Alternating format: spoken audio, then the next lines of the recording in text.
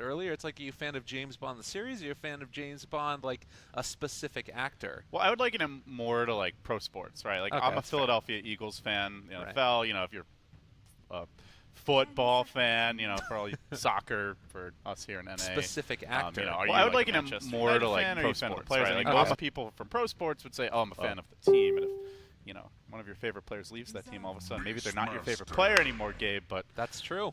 with that So, like, said, pro there's a sport. draft underway, so I guess we can talk about that a little bit. I'd love to. Earthshaker first pick overall for Crescendo.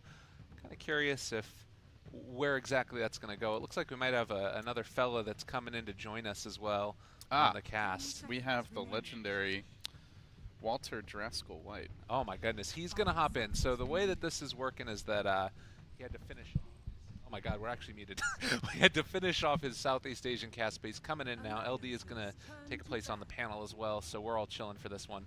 But yeah, one of the things that we were talking about earlier leading up to this is that is this going to be the first TI in a little while that Synderen hasn't qualified for? He's qualified for a lot of them. Yeah. I know that for sure. It seems to be, I don't know. I think the first couple of games they played, they were picking, you know, the lone druid and stuff. It looks like they've strayed away from that a little bit. I don't know how much success they had during the later stages yesterday because I only did like the first 4 matches, but seems like they struggled to find their place, as it were. They're both right now, I think, around the bottom middle of the pack, and this game Okay. is like big for both of them because they're almost out at that point if you end up losing this one. Yeah, I am looking up the standings right now, so I will give you guys the official scoop. In I don't just a know sec. if I've seen a Beastmaster yet. All right, somehow I just ended up at the International 2012 Western qualifiers. That is not where we want to be right now. Those were good times, but an event that Synderen also qualified for, mind you. Okay, so let's see. Alliance is 2-3, and Crescendo is 1-4. Yeah. So these teams have their work cut out for them. Alliance is in 7th place right now. Crescendo in 9th. I think 2 and 3 is actually not awful in this situation. Like it's 1 or 2 matches away from putting yourself towards the middle, or even towards the middle top, I guess. They did play Secret already. They already played Planet Dog, which are like 2 of the top teams right now. Open qualifier teams have been doing surprisingly well, actually. Yeah.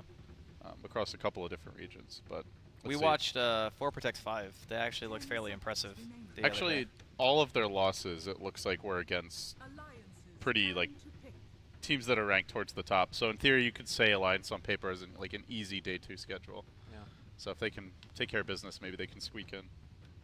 We watched 4 Protect 5 just a second ago, and they got like completely crushed. Who'd they play? Secret, so it's Oh, understandable. okay, yeah. The ones who are most likely going to qualify. Exactly. But yeah, you were talking about the Beastmaster pick, going back to the draft here. Not only do we not normally see it, we don't normally see it in the second phase, or the first phase rather, second pick overall. A push lineup, right? Yeah, I mean, they take the Venge, so yeah, push lineup, here we go. I'm curious if they're going to Core end up Venge? putting this in the off lane. Hmm. Because see, here's the thing, right? There's a couple of things you can do. You can support the Venge, you can safe lane the Venge, you can support the Beastmaster, you can off lane the Beast, you can safe lane the Bristle, you can off lane the Bristle. So there's like probably a dozen or more laning combinations that you could possibly put together, which is the 3 heroes that they have. And all of them have their merit. Like there's not necessarily a right or wrong way to do it, considering the only 2 picks that Crescendo have is a Shadow Fiend and a Shaker. It's not really giving away a lot of information. So I guess the flexibility of their lineup is what I think personally makes it strong at the moment. They do push really fast. They take Roche really quickly. They have great like vision control already. A little bit light in the team fight for Alliance. I'd say that's the big weakness, but they've got 2 picks to still address it. The thing I really like too is it's like this Beastmaster into a Shadow Fiend that, you know, you want to be able to build a BKB on Shadow Fiend, be tanky, big Argent in charge, and that's just not going to happen against Roar. And maybe this Warlock is like a counter initiation is going to be a decent way to try and keep that Shadow Fiend alive, but it feels like that hero as a centerpiece might be a little bit more fragile now with all these BKB piercing disables. Yeah, for sure. And it's going to be a right-click lineup no matter what, because you're going to have Inner Beast and you're going to have the Venge Aura.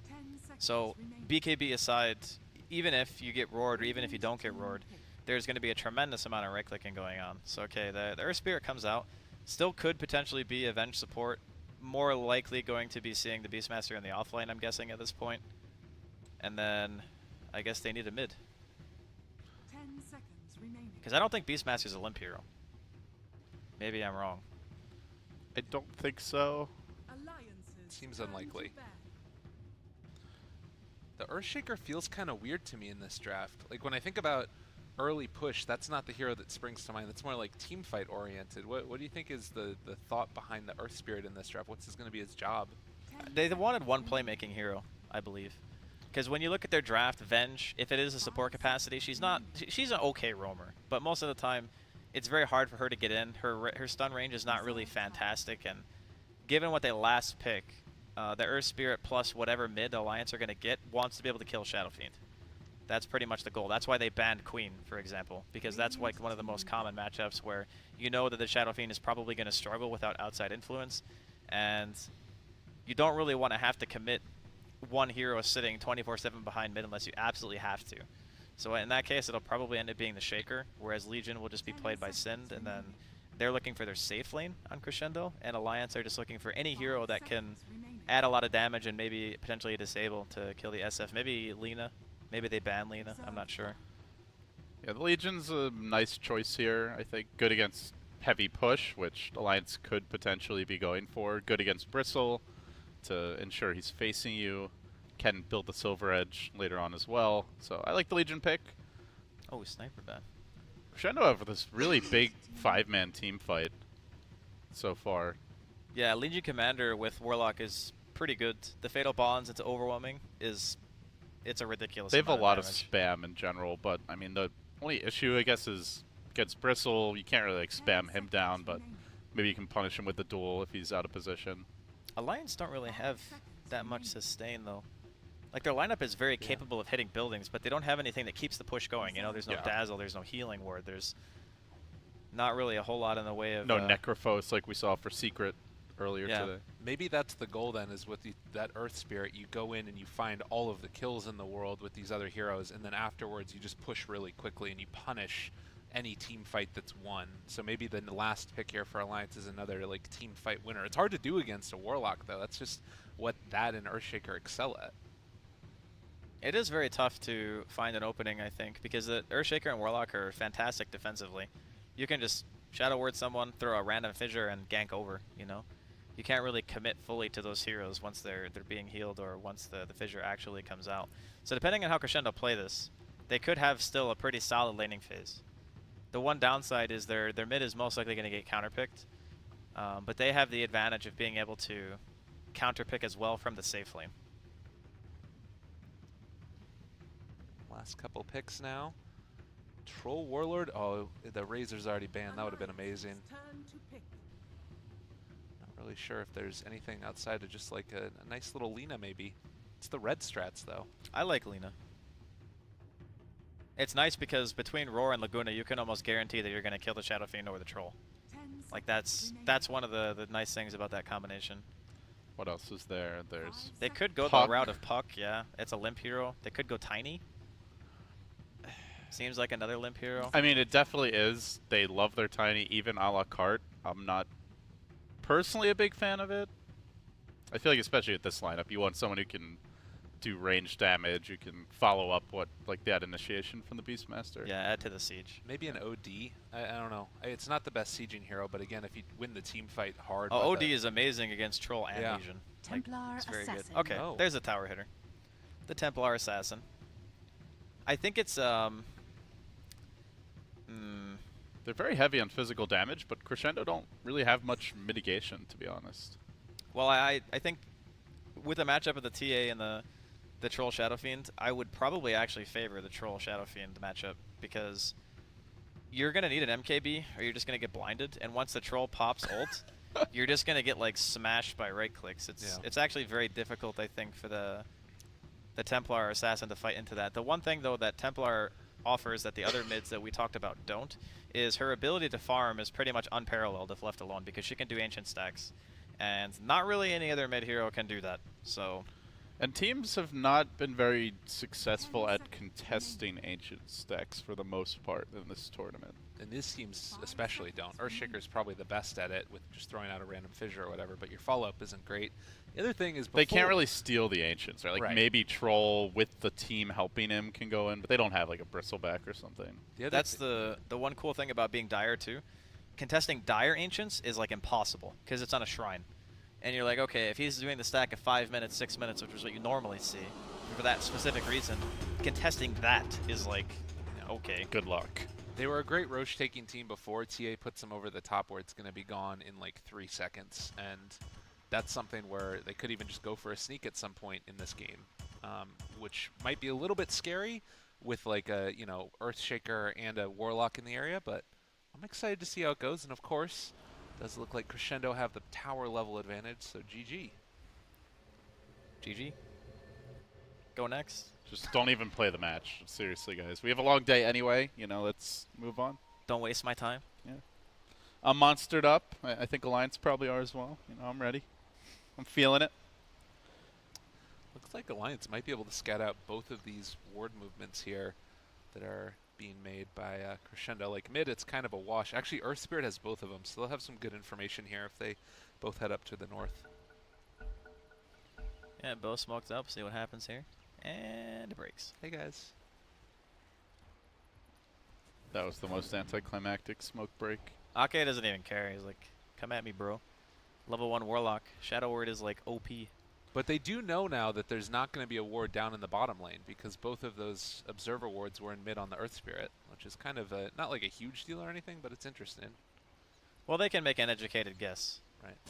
It's not a guarantee one way or another. He did. Oh, that was nice. He gave one of the wards to Handskin because Handskin was still smoked.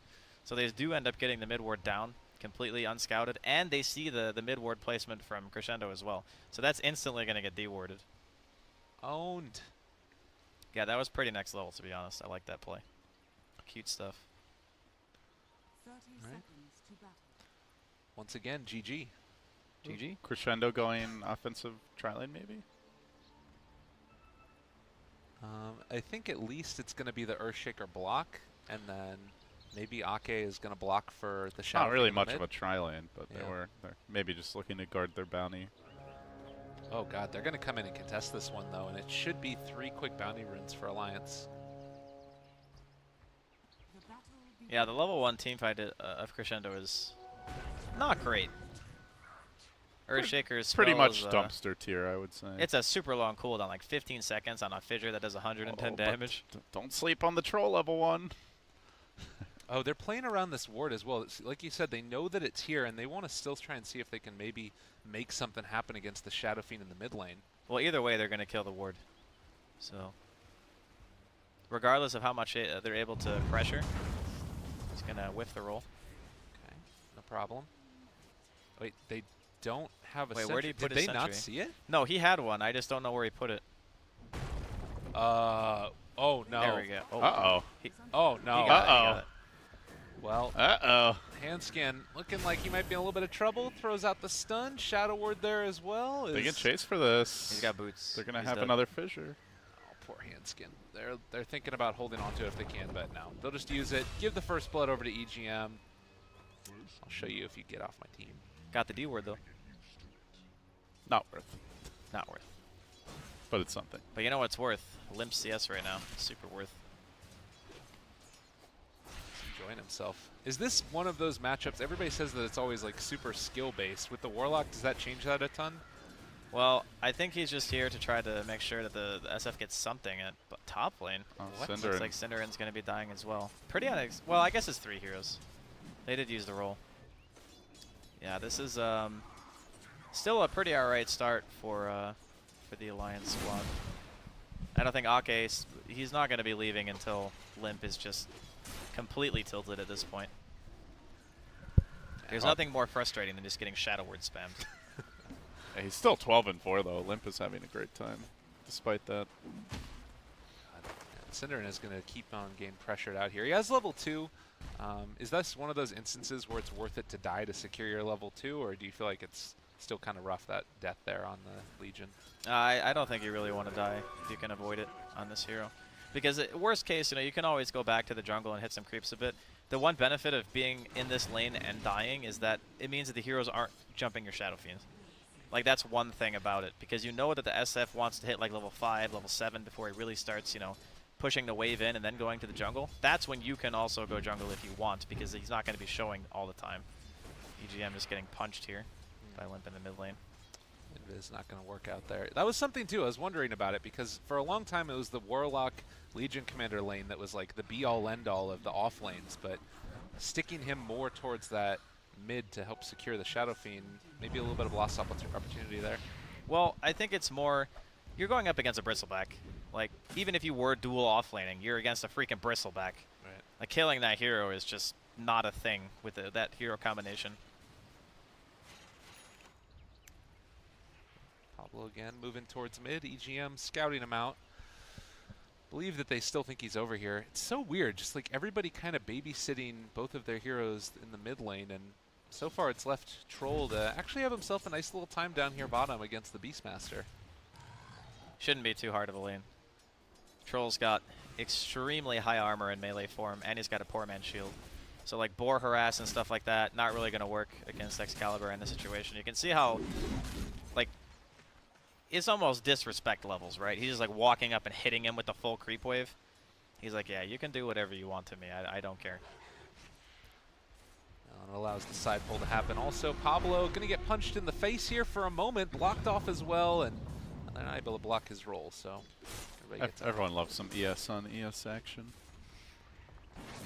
Personally, I'd rather be the Rock ES. At least until like 20 minutes in. Then I want to be the... Then you want to have that max enchant totem and just go punch people. Oh, blocking Ancients. Gets still one stack off. This one down here also has a stack that they're going to be doing with the boar. That's a nice little piece to this as well. Yeah, the stack game is really big for Alliance especially. They've Bristleback and TA. Even Beastmaster's pretty good at clearing the jungle. You have the Venge Towel, so... Yeah, Beastmaster's a crazy good jungler. Everyone was on like that Veno train a while ago, but people forget Beastmaster. The Iron Talon Beastmaster of old. Uh-oh. Cinderin yet again in trouble, and not a whole hell of a lot of ways out of that one. Handskin's the one that picks up the kill. I mean, it's one of those off lanes where I think Cinderin as a player, he's okay to die like that because he recognizes that it's 3 heroes. No one's ganking in Shadow Fiend. The ES is soaking mid. They're free farming bottom. So it's one situation where you can look at it and say, okay, yeah, he died 2 times, but the other way you can look at it is they're not pressuring the other lanes. Yeah, the only worry is in this lineup, I guess there's Shaker Fissure to set up, but that's not always the most reliable. Can like sometimes block your team away even, and Legion needs a decent amount of farm compared to other offlaners, so not if it was like a Clockwork, I'd say it's definitely totally worth it, but still, as you mentioned, the cores are farming. Yeah, Legion's a bit different in her functionality, but in this game, just having to press the attack for the roar, I think, is one of the main reasons, and also to press the attack's super good this game. Yeah, it is very, very useful, and plus the overwhelming odds against impending 5-man Dota. That spell does so much damage. Pretty absurd when you end up getting it with a 120 bonus per hero. They are still continuing to get the stack going. I think that they might realize now that this one's blocked. They're not going to go check it as of yet, so they might not get full value out of the top Ancient. As far as early rotations come out, like level 6 on Beastmaster's traditionally been this thing where you need to go in towards mid and try and find a gank. But we're kind of seeing Shadow Fiend stay out of that mid lane now. Do you think that you try and like smoke up with him when he eventually gets that and then bring on a couple of supports, or how do you see that playing out? I think that in this case, Shadow Fiend, you don't really need to sit mid if you're able to just farm the woods like he is. He's been ferrying out clarities and stuff like that, so he's still being efficient. Top lane, Cinderin gonna be eating another death here. There's pretty much nothing he can do aside from just like hugging the tower in that lane. Yeah. I mean, he doesn't have a ward, whereas Alliance had the ward. It's going to be up for like another 30 seconds and it'll disappear. But as far as like overall movement goes, I just expect kind of the same thing to keep happening. Like Cinderin might die 1 or 2 more times, and then eventually, once the Shadow Fiend is done walking to lane and just like sitting in the woods, they can group up, maybe push the bottom tower. It's very hard for Alliance to defend that because they don't have any ultimates at all. You can actually see like a couple of Crescendo members are just grouping up down here. The tower's already kind of low. And I can't see Alliance TPing to defend that either, just because, like I said, they don't really have the tools needed to fight yet. They need Jonas and Fan to hit level 6. This does just feel like it's maybe in some ways Crescendo getting more out of the map in general because they were able to have that Earthshaker in the mid lane soaking up a couple of waves while getting out the jungle as well. Well, you say that. That's going to change Right, with these exactly. ancients. That's- But this ancient stack is looking pretty Yeah. juicy. It did ping out that the wards or that the ancient stack was blocked up here, so they should get that dewarded relatively soon. But I mean, they're all in the area. If they notice that TA is gone, they might come and check this, but not great ways to steal it. Maybe they could at least contest. Seems like it might be a little bit too late already. Yeah. This is going to get him like, what, level 9.5, maybe 10? Unless Pablo's soaking, in which case it'll be a lot less. But then Pablo will be happy. I mean, getting level 6 early on Earth Spirit is definitely nice, but considering the movement now, he can see Ake is solo farming bottom, so he decides that he's pretty much going to be doing the same thing. Just wants to make sure that he's trying to get something out of the map while his TA player is killing them Ancients. And they do get the D ward on the other camp on top of that. So stacking will continue to commence. Jonas heads off into the jungle. He has his level 6 now, and he's building for the early Solar Crest. So more ways to help secure Roshan, as well as just burn through the armor of a couple of these heroes. Yeah, I like this a lot. Their method of pushing is basically like throw the boars out, put the solar crest on the bristle, and just let them whack the tower. So Yeah, it's a very solid game plan from Alliance. Very succinct. They know exactly what they want to do. If that TA gets a Deso, they have a Solar Crest, or even just a Medallion in of itself, and they'll be able to just murder Roshan in like seconds. and when you're fighting into this huge 5-man, you don't really want like the whole team, you know, grouped up. You want to sit way behind the bristle, maybe the TA if she has an Aegis or a lot of items, and they go on him, he gets low, you counter initiate with Magnetize, you swap him out if you need to, he heals up a bit. So they very much like want to use him as that big meat sponge, not tank the Golem, Fissure, Echo, Fatal Bonds, Overwhelming Odds combo. Shadow Fiend going back for the Shadow Blade. Kind of a cool little build here if they end up being able to surprise them with that when that push does come. Like, it's telegraphed what it is Alliance want to do. Might be able to find that backline pretty easily. I think you definitely want one Silver Edge this game, and I don't really see Cinder informing it right now, so Well, the Troll can buy one too. that's true. Yeah, they actually have they have 3 good carriers for that item. Uh-oh. Are they going to be able to find him? I don't think they want to go for that. That's a Vanguard Bristle. I mean, the idea, of course, obviously, of being able to duel the Bristleback Gam to face you and then, like, maybe pop a Shadow Fiend ulti is good in theory, but if you don't get it immediately with him under tower, it's not going to work. Yeah. I don't think either team really feels like a ton of pressure to do something.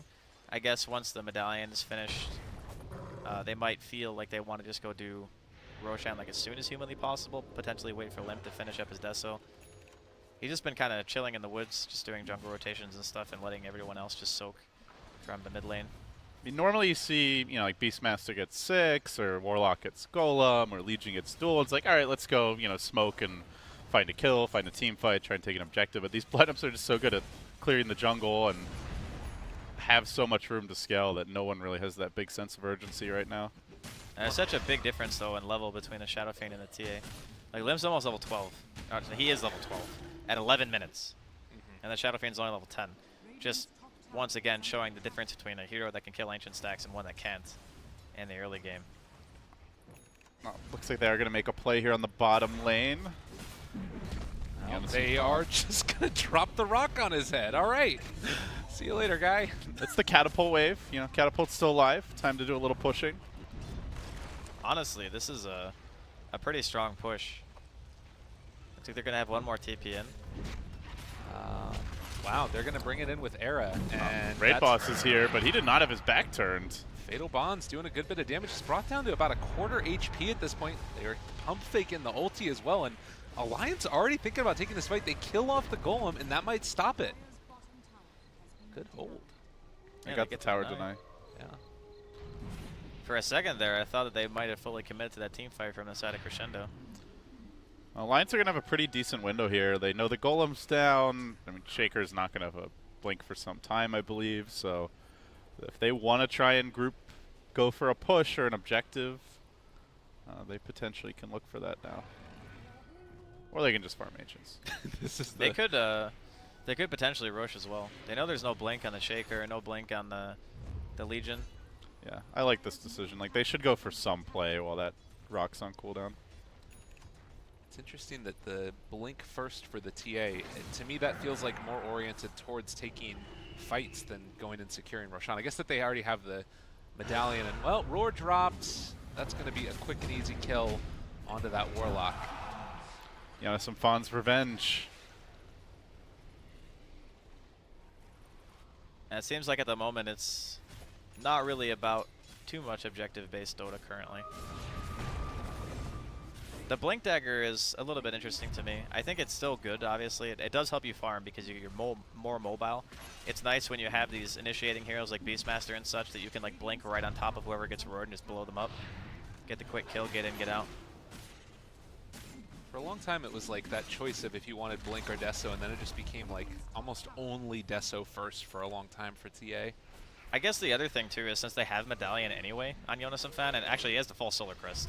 Yeah. So normally you want the Deso just to kill Roshan, but if you have a Beastmaster with the Solar Crest at 13 minutes in, you don't really need the minus armor from the Deso to secure that. And you have Inner Beast, and you have the Venge, and you have Goo, so you have a lot of other amp damage type abilities already.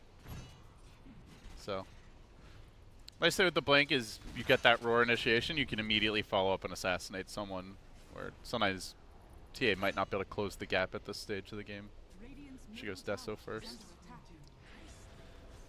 Blade Mail Legion is going to be the call. It looks like Alliance, content with trying to push this out. They get the silence on the Shadow Fiend. The Shadow Blade shown. This is a little bit more dangerous. Got to be careful about how you approach this mid lane. The rock's up. Crescendo still at the tower. Yeah, I don't know if you want to do this. I mean, they're making very good use of the map, even if they're not fighting on the side of Alliance. They're like showing the bristle there, but TA's clearing Ancients, now just rotating around to farm the other lane. So, meanwhile, Crescendo are like kind of stuck. 4 heroes just clumped here in case Alliance decide to push. And even more so than that, like Bristleback can actually come up and hit Sin's it. getting jumped up top, and looks like he is going to be deleted by Limp. Oh, all right, DD, yeah, that'll do it. Got him. Blink Dagger and a double damage. That's all you need. Is that this tower? I don't know. I still don't know if they want to push mid. Just farm enemy newts. Get the Deso. I mean, they're getting kills like in side lanes and farming the enemy jungle as well. So it's not like they're being less efficient by any means by sitting mid. I think Alliance has a really good idea about how to play against Crescendo's draft, where they don't want to force it into that 5v5 like until the time's right. So they kind of finesse it a bit, find these little pickoffs, keep the farm up, abuse the TA and the Bristle's ability to clear big stacks, and use the Hawk to ensure that they're not getting ambushed too much. And Crescendo's like potential is largely being wasted right now. We saw one rock, it was on a solitary offlane Beastmaster. And they are starting to feel pressure, like they have to find that fight. All right, they need to make something happen with this. It's been 5 heroes sitting mid for a long time. They're going to run into Hanskin. He's just going to run away from him. I don't know if they're going to be able to do this. They drop the rock onto 3. It's pretty good. Hanskin is going to die there, but they managed to find the silence. And again, while all this is happening, the Deso is coming up for Limp. He's almost got it. The one thing too about like the TA and the Shadow Fiend matchup. Oh, might have to hold that thought. Era. He's manning up here. This tower is so important for this potential next Roche duel, and with the rock going down, if they can hold it, they might be able to with this Deso. Things could get ugly for Crescendo. They're stacking up the damage. There's a lot of quills. The silence, the magnetize, it's out. Ake is gone in an instant, and well, more too off the back of it. They have the Blink Dagger if they want to keep up the chase. EGM slowed down and Limp does end up getting stunned, but with everybody back, it is all falling apart. Crescendo are just being bodied right now. Yeah, the TA is just ridiculously strong. You partner that with just having the ability to kill Roshan super fast right after a team fight like that. They committed Rock. You know, there was no blink on the Earthshaker. EGM's still like 800 away. That troll can't really fight yet. Like, he only has a Vlad's and phase moves. It's not like having a blink Deso at 17 minutes on a TA. This is the kind of snowball potential that we were talking about during the draft, and just the capability of this hero getting completely out of control. And it seems like despite, you know, Crescendo warding one of the ancient camps, the Beastmaster stacks the other. Limp still gets his item timings, and one fight means Roshan. And Shadow Fiend, meanwhile, could be in trouble here. I think they have Dust for the Shadow Fiend. Oh, God. He's dead. They saw him walk up there. They like literally they had that entire thing under vision. This Hawk spotted him moving up to the top lane. TA started rotating over. They just know everything. Like, they're prepared for every movement. And I think that Blink Dagger, it was such a cool idea because it didn't stop them from finding kills with the Beastmaster, and it allowed her to farm that second item so much more quickly. Yeah, but the synergy of the lineup is fantastic on the side of Alliance. You get this damage, this attack speed, the minus armor. It's the triple threat. So because Shadow Fiend loves building this really fast BKB, it's kind of really hard for him to itemize, right? Because there's a Deso, there's a Solar Crest. If the TA gets on top of you, you get the -7 armor from the Deso and an additional -8 from getting the meld cast on you, and that goes through BKB as well. Shadow Fiend needs a lot of items this game. He needs like 6 plate mails. He just needs to fill his inventory with plate mails. That's how you live. Plate mails and a butterfly. This is feeling really But even bad. then, you're just getting roared and, you know, Yeah, kited you probably anyway. still die, yeah. It's not great. That's, I think, one of the biggest complaints that people used to have about Slardar. Because Slardar makes it incredibly hard to itemize for the same reason. Because Corrosive Haze just takes away so much armor that these heroes that love to rush BKB just get smashed. Because they just get right-clicked to death. They're like, oh, I'm magic immune. But wait, I get hit 3 times by a TA and I'm just dead. So And in this game, you really need the Silver Edge for the Bristle, it feels like, with how big he's getting. They're going to build a Halberd here in a second as well. I don't... Era. I mean, it's not like a single core threat. That's the other thing. Yeah. We've mostly seen TA taking over, but the Bristle is going to be a real problem for them as well. Oh, dust hits. It's a little bit deep, though. I mean, they're just doing whatever they want. They have those items up now that they can blow up anybody. They're going to jump forward and duel. I don't know if this is the right play necessarily. The stun TA silence. in the back. On to 3, maybe some more. Limp trying to do it. The Echo Slam I'm actually controlling, but this is just going to be the Aegis. And they jump through again. Magnetize out. A lot of damage being dealt by Alliance. They just got to run. And holy hell, this is domination. Well, they did prove that they could kill the TA one time. They just had to echo him and golem him. And now what do you do? Like, what's their plan now? They're going to need a really good fight.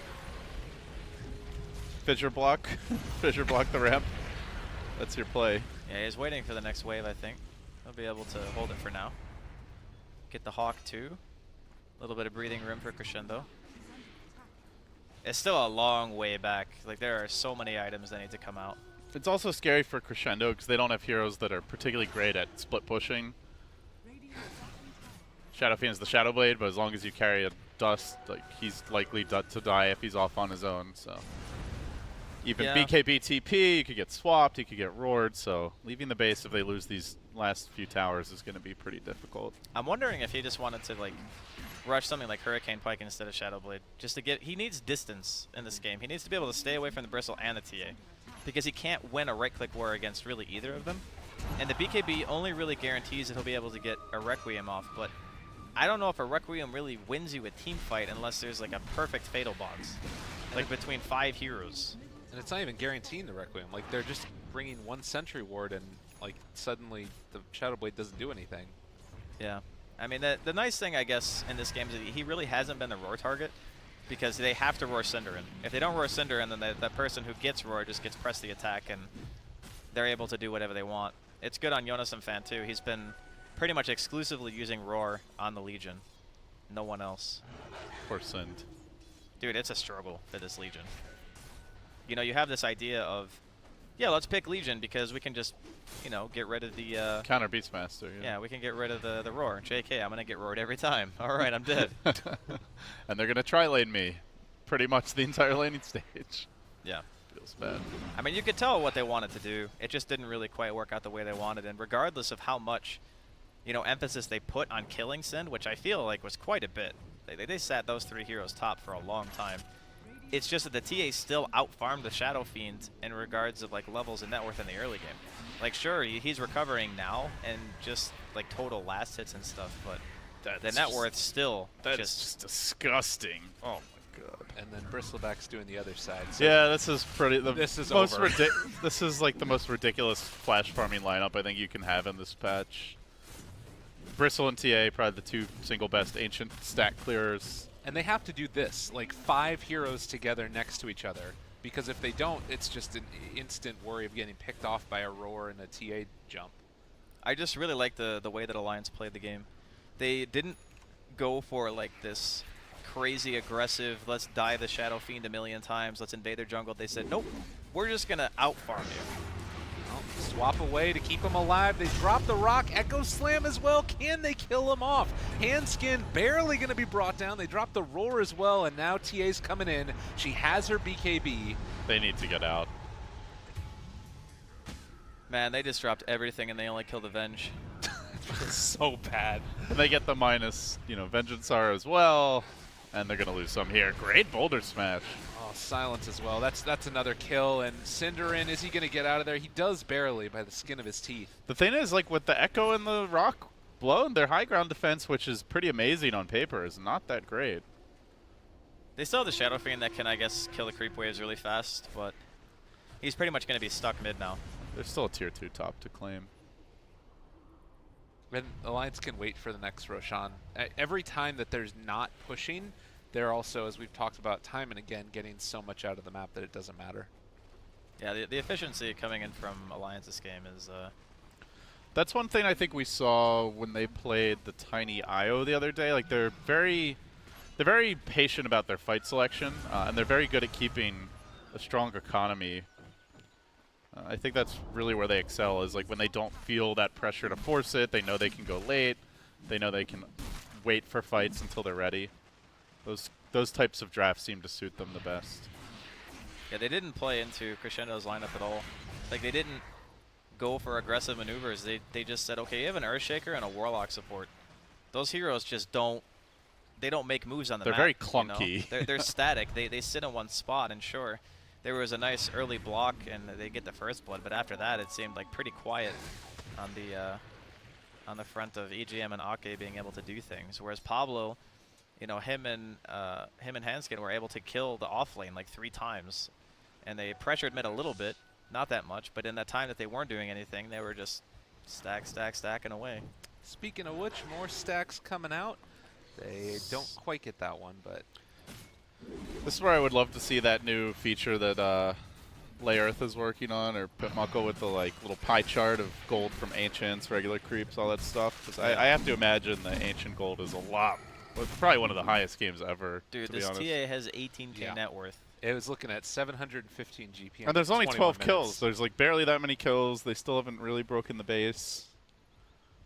Yeah, this is insanity. Roshan's gonna be up pretty soon too. Ancient stacks are back, baby. So here's a question then, more meta-oriented. If TAs continue to do this, as they have been throughout these qualifiers, are we going to see more of those lineups aimed at trying to contest ancient stacks, like what happened with Sven before? Well, there's 7.0? really only a handful of heroes that abuse it this heavily.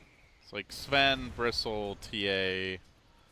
Tide can do it to a lesser extent too. He gets but pretty owned by the new ones, actually, also. That's the other problem.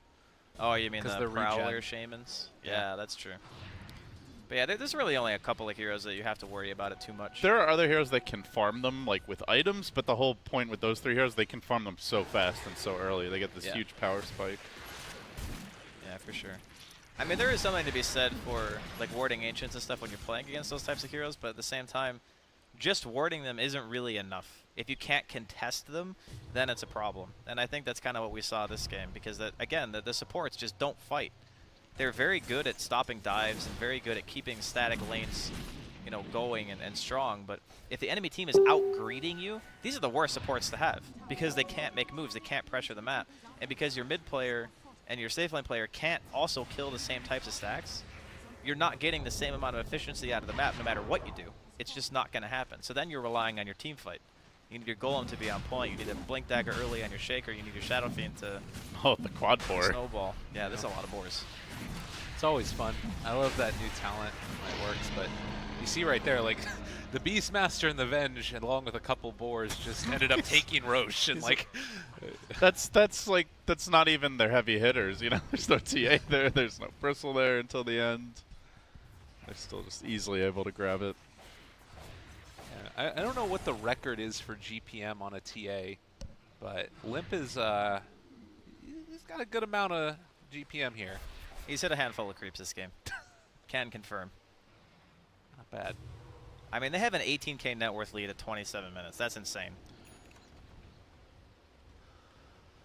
They should be looking to break the base with the Sages. So this is one thing that I'll say, is that in the Champions Cup games and a couple of the Alliance games, they're really hesitant to break the base, and sometimes it comes back to bite them, where they like then throw away the advantage when they go high ground. They are wise to be cautious with this Crescendo draft. Like, they excel in choke points, they excel in 5v5.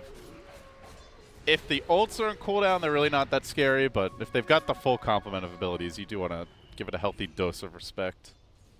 They do have a 10-second BKB and an Aegis, though. That's true. I And you have think to swap if someone really gets in trouble. At the very least, they should try to get a tier 3. Radiant's top tower is under attack. This is the, and that's the thing, is like, occasionally I've seen it in this situation where they don't go for that tier 3 and then they end up being punished later. Seems incredibly unlikely this game. We're just setting them up for the Exactly. ultimate comeback. This is where the road to TI begins for Cinder, and the guy always seems to make it there, and it starts now with a big jump and big BKB retreat. All right, maybe not. Bottom lane's being pressured as well. They have... See, this is smart because they don't want to get hit by the full combo, so they're just going to spread out and not be, you know, all 5 in one lane.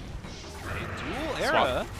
Swap to keep him alive for the moment. They're still going to continue to chase this out. Hanskin is gone. He's got the cheese. Era returns it back around. The stun silence combo onto 2. They're taking top in the meanwhile while this is happening, and they can't even kill the Bristle once.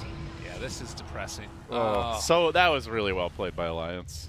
That was like checkmate, basically. Rock dropped. Limp does not really care. Takes down the Shadow Phoenix. Excalibur is getting some nice little bashes here, but again, Aegis is in hand, and more so, they might not even necessarily completely need it. They pop the Shrine. Control Willard get tanky again. Buyback on Shadow Fiend. Everybody runs away. Looks like they should be able to make their escape. Well, Era does his thing. Well, they did get the tier 3s. Got melee racks to about half HP. They still have Requiem, though. So I think that they might be able to hold this off. Limp popped his BKB prior to the Aegis fading, so he won't have it here if he wants to go in. They're all moving up top right now. That's a Jonas. sad Legion commander. Yeah. 0 duels. His itemization is, I think, actually about as good as you can make it for this type of game. Like, you can't really duel anyone on that team with a Blade Mail and expect to even get a win. Yeah. And it's a pretty hard game to win a duel anyway. Like, you get a good duel, then you can just swap that hero out. You know, the Bristle TA are pretty immortal in most cases. Limp has a butterfly. And Oh, 1,000 gold on top of that. This is a tough one. This is a character building game for Crescendo. Yeah. Again, it's in a lot of ways a must-win too for them. Like, it's not completely. I think there's still a way to make it work. but Isn't 1 in 5 mathematically eliminated? It's got to be very close. I'm sure 6 losses is, if not 5. it ain't good. No matter what is going on. You have to be top 5 in the group. I'm gonna do some math here while you guys cast. Limp is about to be level 25 also, at 31 minutes in. Yeah, that's pretty nuts. I wonder if he goes for the minus armor. Oh my god. Normally you see the refraction instances, right? And the old one was respawn talent, but they replaced it with the 8 additional minus armor on meld. So that makes it 16 plus the deso, so 23 minus armor. At some point, it really is like a stop. He's already dead kind of thing. But they've He got doesn't have any enough armor physical left. damage buffs, I would say. Mercy. Yeah, the refraction is really nice for siege though, Yeah. because you get the tank the tower basically. You got butterfly evasion already. You can have a solar crest cast on you. Yeah, so I don't know if they're mathematically eliminated, but it's going to be tough. They need, if not this game, they like pretty much have to win out the rest of the way. There's a lot of stacks still being made in the jungle. Era's going to take those out. He's going back for the Octarine core next. And I guess that they're just going to wait for the next round of Aegis and picking it up for Roche. It blows my mind how methodical they've been with this. And it hasn't ever felt like the game has been outside of their control. From the very beginning, they just sort of picked their points around the map. And like the lead has continued to be built, and there's basically been no kills during that. That's a beautiful graph. It's if you're amazing. an Alliance fan, just a slow, smooth slope downwards. At some point, it does become sadistic, though. It's like put the poor bastards out of their misery, take the racks, win the game. But they'll wait for one more Roche, I imagine, and then go for it. She did go for the refraction instances. Yeah, I figured. It's nice to get the meld when you're not in such a commanding lead, because it does allow you to burst the heroes just that much faster. But when you're predominantly sieging and just running around the map and hitting creeps, then it makes more sense just to get the bonus damage and the extra refraction instances. So, smoke here from Crescendo, looking for something. Gonna run into potentially the smoke here of Alliance. Oh, It's really hard to get the jump here with the boars, all the waves pushing in, 2 lanes of racks opened up. all right, Era. They don't get the duel. Oh, they want to block him off, though, with the fissure, and they will find it now. They get the break as well. Requiem going to come out. Everything dropped just about. Oh, they're getting redded. Except for those big ultis. Now they need to get back quickly. You do still have Warlock ulti that's available. If they can find a good one here with the Fatal Bonds, it would be... God, look at that damage from the TA. Jump in. Oh, Oh my God. God. Troll is just gone. Oh, they want to do something with the Shadow Fiend, but they really don't have an option. They buy back on Era. He is there. Oh, Crescendo. They're just, tickling him. There's nothing happening. This barracks is gone, and they can't do anything to stop it. That was such a well-executed gank on the Bristle, too, and there's just nothing left to do with this 26k net worth TA. Oh, and Excalibur trying to man up against Era. They get the Force Staff away, the Hurricane Pike actually from Limp, and they can just make the move on down to the bottom lane. The most thing that's impeding Alliance right now is the movement speed to get from lane to lane. There's nothing that they can do to stop it. There's an echo. Gotta be slightly careful if you're the Bristle. They can probably just go back. I don't really see Crescendo chasing this. I think Alliance just chill, wait for that next Roche. Especially with the Bristle not having buyback. Yeah, this is quite good for them still. It doesn't feel like it's been 35 minutes, but it's just been like the same game basically going on time after time. Farm, farm, farm, take a couple towers, and then do it all again. Well, it is going to be a fast Roche spawn. So, some of the fastest you can possibly get, actually. It's within a 30-second mark. Oh, they're going for a smoke here again for Alliance. Looks like they might run into Cinder and EGM.